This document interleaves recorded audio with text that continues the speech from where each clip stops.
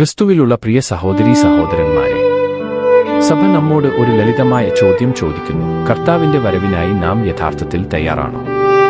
ആഗമനം ക്രിസ്മസിനുള്ള ഒരുക്കം മാത്രമല്ല, നമ്മുടെ ഹൃദയങ്ങൾ തുറക്കാനും ദൈവത്തിന്റെ ശബ്ദം കേൾക്കാനും അവൻ നമ്മുടെ ജീവിതത്തിലേക്ക് അയക്കുന്ന പ്രവാചകന്മാരെ സ്വാഗതം ചെയ്യാനുമുള്ള സമയമാണിത്. ഇന്നത്തെ സുവിശേഷത്തിൽ മിശിഹായുടെ മുമ്പിൽ ഏലിയ വരേണ്ടതിന്റെ പ്രവചനത്തെക്കുറിച്ച് ശിഷ്യന്മാർ യേശുവിനോട് ചോദിക്കുന്നു.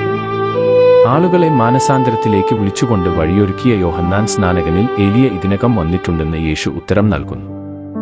സന്ദേശം വ്യക്തമാണ്. പ്രവചനം പ്രധാനമായും ഭാവി പ്രവചിക്കുന്നതിനെക്കുറിച്ചല്ല, സത്യം അസ്വസ്ഥമായിരിക്കുമ്പോൾ പോലും ഹൃദയങ്ങളെ ദൈവത്തിലേക്ക് തിരിച്ചു വിളിക്കുന്നതിനെക്കുറിച്ചാണ്. ഇതേ വിളി ഇന്നും നിലനിൽക്കുന്നു. ദൈവം ഇപ്പോഴും ആധുനിക പ്രവാചകന്മാരെ അയക്കുന്നു, നീതി, കാരുണ്യം, സത്യം എന്നിവയ്ക്കായി സംസാരിക്കുന്ന ആളുകൾ. നമ്മുടെ സ്വാർത്ഥത, ഉപഭോഗാസക്തി അല്ലെങ്കിൽ നിസ്സംഗത എന്നിവയെ അവർ വെല്ലുവിളിച്ചേക്കാം.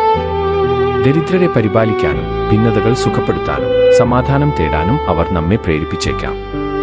ഈ പ്രവാചകന്മാർ പലപ്പോഴും ശ്രദ്ധിക്കപ്പെടുകയോ അവഗണിക്കപ്പെടുകയോ ചെയ്യുന്നു, പക്ഷേ അവരുടെ ശബ്ദങ്ങൾ പരിവർത്തനത്തിലേക്കുള്ള ദൈവത്തിന്റെ ക്ഷണം വഹിക്കുന്നു. ഒരു ലളിതമായ കഥ ഞാൻ പങ്കുവെക്കട്ടെ.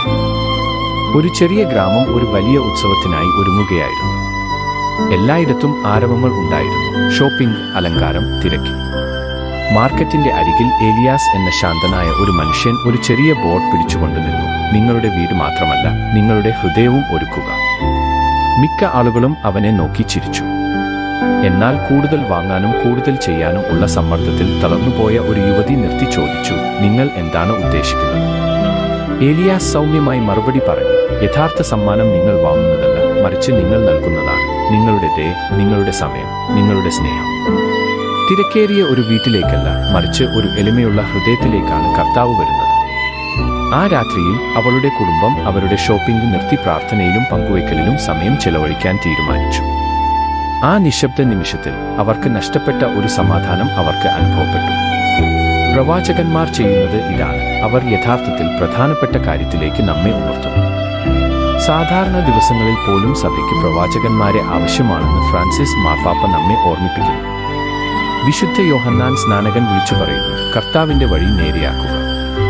കൽക്കത്തയിലെ വിശുദ്ധ തെരേസ പഠിപ്പിക്കുന്നു, 100 പേർക്ക് ഭക്ഷണം നൽകാൻ നിങ്ങൾക്ക് കഴിയുന്നില്ലെങ്കിൽ ഒരാൾക്ക് മാത്രം ഭക്ഷണം നൽകുക.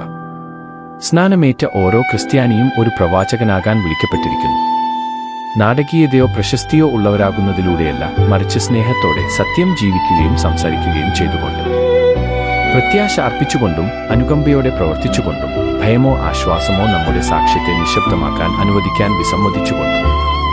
നമ്മുടെ ഹൃദയങ്ങളിലെ തടസ്സങ്ങൾ, അഭിമാനം, ഭയം,